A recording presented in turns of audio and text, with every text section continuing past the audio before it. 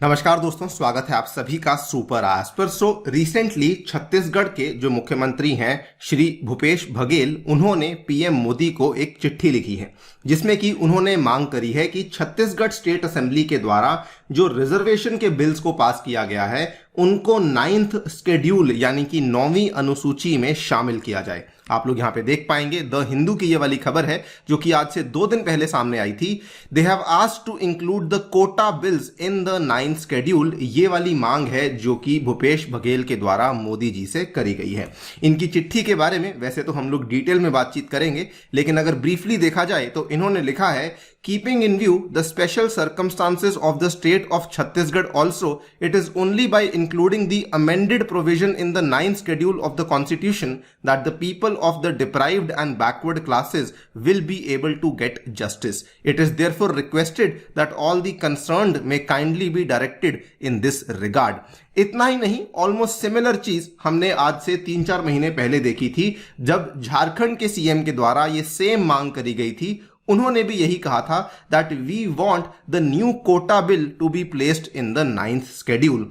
तो इसी के बारे में चर्चा करने वाले हैं कि आखिरकार ये जो अलग अलग राज्य सरकारें हैं, ये जो कोटा बिल्स को लेकर आ रही हैं, इनको 9th शेड्यूल में इंक्लूड करने की मांग क्यों कर रही हैं। क्या इसका मतलब ये है कि 9th शेड्यूल में डालकर अगर हम किसी बिल को डाल देंगे तो वो कंप्लीटली जुडिशियल स्क्रूटिनी से बच जाएगा? इसको भी समझा जाएगा। आइए शुरू करते हैं दोस्तों मेरे साथ। मेरा नाम है अनिरुद्ध। यदि आप लोग इस लेक्चर की पीडीएफ को डाउनलोड करना चाहते हैं तो यहां पर दिए गए टेलीग्राम चैनल के माध्यम से ऐसा कर सकते हैं। ऑल्सो बताना चाहूंगा कि जो विद्यार्थी 2023 के प्रीलिम्स एग्जाम की तैयारी कर रहे हैं, साथियों आपके लिए हम लोग लेकर आए हैं करंट अफेयर्स का क्रैश कोर्स, जिसमें कि 1 साल के सभी करंट अफेयर्स और साथ में संबंधित स्टैटिक कंटेंट आपके लिए अवेलेबल करवाया जा रहा है, which includes live classes, which also includes mock test. और फिलहाल इस पूरे कोर्स पे चल रही है सेल, जिसके चलते आपको ये कोर्स मिल रहा है मात्र 1039 रुपए में, अगर आप लोग मेरा कूपन कोड अनिरुद्ध यूज करते हैं। इसमें एनरोल करने के लिए जो लिंक है वो नीचे डिस्क्रिप्शन में दे दिया गया है। ऑल राइट, सो जैसा कि मैंने आपको बताया, रिसेंटली छत्तीसगढ़ के सीएम भूपेश बघेल के द्वारा चिट्ठी लिखी गई है to prime minister Modi seeking the inclusion of 2 amendment bills allowing for a higher quota of reservation in jobs and educational institutions, कि ये दोनों जो बिल्स हैं इनको 9th schedule of the constitution में इंक्लूड किया जाए।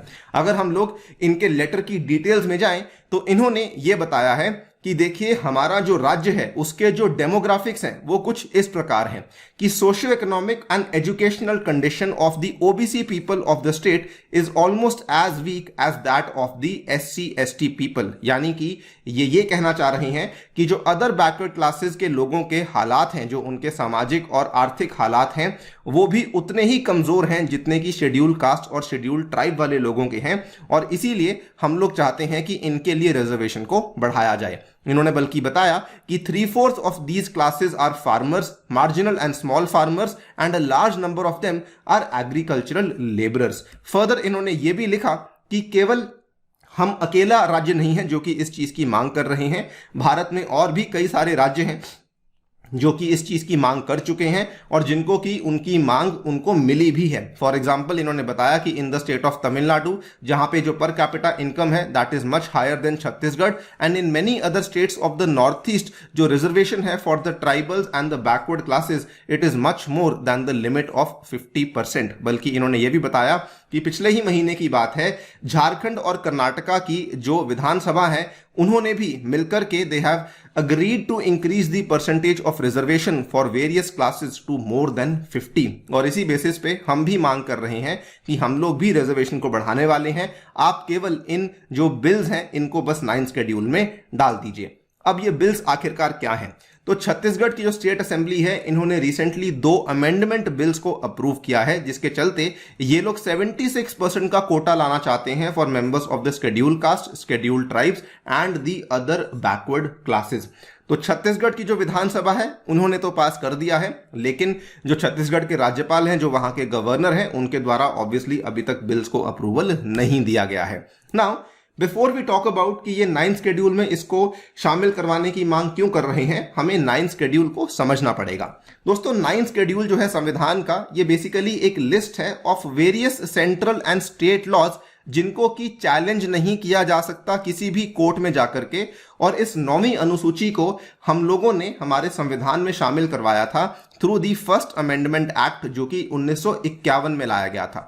उस टाइम पे 1951 में एक नया अनुच्छेद लाया गया था, आर्टिकल 31 भी, जिसको कि अलॉन्ग विद आर्टिकल 31A ही लाया गया था गवर्नमेंट के द्वारा, सो दैट अगर सरकार कोई भी अग्रेरियन रिफॉर्म्स लेकर आती है, अगर सरकार जमींदारी सिस्टम को अबॉलिश करने के लिए कोई कानून लेकर आती है, तो उसको चैलेंज ना किया जा सके कोर्ट्स में। तो सरकार के द्वारा उस टाइम पे ऐसे कुछ कानून थे जो कि डायरेक्टली 9th शेड्यूल में डाल दिए गए थे, ये कहते हुए कि इनको चैलेंज करना इम्पॉसिबल है। जो ये पहला संशोधन था, इसके चलते 13 ऐसे कानून थे जो कि इस 9वीं अनुसूची में इंक्लूड करवा दिए गए थे। हाँ, वो अलग बात है कि ये धीरे धीरे जो 9वीं अनुसूची है, इसकी जो लिस्ट है इतनी बड़ी हो चुकी है कि अब आज के टाइम पे अगर आप देखेंगे तो ऑलमोस्ट 284 ऐसे कानून हैं जिसको कि 9th शेड्यूल में डाला जा चुका है, जो कि बेसिकली जुडिशियल स्क्रूटिनी से बचाने के लिए ऐसा किया गया है। तो सिंपल शब्दों में समझा जाए, इसीलिए जो छत्तीसगढ़ की सरकार है, छत्तीसगढ़ के जो सीएम है, वो इन बिल्स को 9th शेड्यूल में लाने की मांग कर रहे हैं, क्योंकि अगर ऐसा हो जाता है it would them make them immune to the legal challenges. मतलब कि ये जो कानून है, इनको आप लोग काउंटर नहीं कर पाएंगे, इनको आप लोग जुडिशरी में जाकर के कोई भी इनके खिलाफ केस दर्ज नहीं कर सकता है। दूसरा कारण जिसके चलते ये ऐसी मांग कर रहे हैं, बिकॉज छत्तीसगढ़ ऑलमोस्ट ऐसी सेम प्रॉब्लम पहले फेस कर चुका है। 2013 की बात है, स्टेट गवर्नमेंट के द्वारा एक बिल पास किया गया था जिसमें कि उन्होंने आरक्षण कोटा को 58% बढ़ाने की मांग करी थी, ये कहते हुए कि देखिए हमारी स्टेट में जो हालात हैं वो बहुत अच्छे नहीं हैं, हमें कोटा को 58% करना ही होगा। लेकिन उस टाइम पर भी जो हाई कोर्ट की रूलिंग आई थी, उन्होंने यही कहा था कि देखिए 50% की जो सीलिंग है, इससे ज्यादा हम लोग आपको आरक्षण कोटा नहीं दे सकते हैं।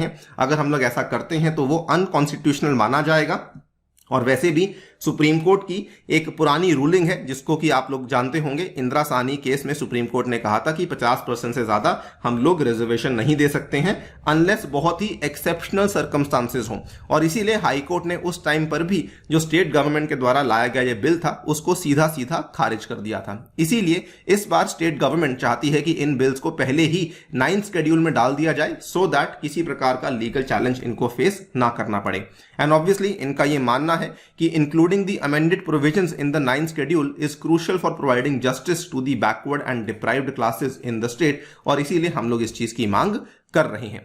सवाल ये आता है कि इसका मतलब तो ये है कि किसी भी बिल को उठा के 9th शेड्यूल में डाल दो, उसके बाद उसके ऊपर किसी प्रकार की जुडिशियल स्क्रूटनी हो ही नहीं सकती, किसी प्रकार का जो न्यायिक समीक्षा है वो हो ही नहीं सकती। क्या ऐसा वाकई में है?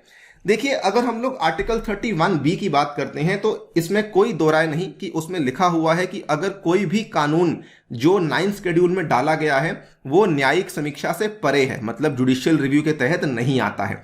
लेकिन सुप्रीम कोर्ट ने पहले भी कई बार कहा है कि भले आप किसी कानून को 9th शेड्यूल में ही क्यों ना डाल दो, लेकिन अगर वो फंडामेंटल राइट्स को वायलेट करता है या कॉन्स्टिट्यूशन के बेसिक स्ट्रक्चर को वायलेट करता है तो हम लोग उसके ऊपर न्यायिक समीक्षा कर सकते हैं। बल्कि इसको लेकर एक बड़ी जजमेंट भी सामने आई हुई है जिसको IR Coelho versus state of Tamil Nadu की जजमेंट के नाम से जाना जाता है, जो कि 2007 में आई थी। इसमें भी यही चीज तय करी गई थी कि कानून भले कैसा भी हो, अगर आपने उसको 9th शेड्यूल में डाल भी दिया है, लेकिन अगर उसकी कॉन्स्टिट्यूशनल वैलिडिटी के ऊपर सवाल खड़ा होता है, अगर वो फंडामेंटल राइट्स को छीनने का प्रयास करता है, अगर वो बेसिक स्ट्रक्चर को छीनने का प्रयास करता है, उस केस में उसके ऊपर सवाल उठाए जा सकते हैं। ये सुप्रीम कोर्ट पहले भी कह चुकी है। नाउ सवाल ये आता है कि जब 9th शेड्यूल में भी डालकर आपको कंप्लीट प्रोटेक्शन नहीं मिल रही है, फिर न जाने ये सारी की सारी स्टेट्स अपने रिजर्वेशन बिल्स को 9th शेड्यूल में डालने की मांग क्यों कर रही हैं?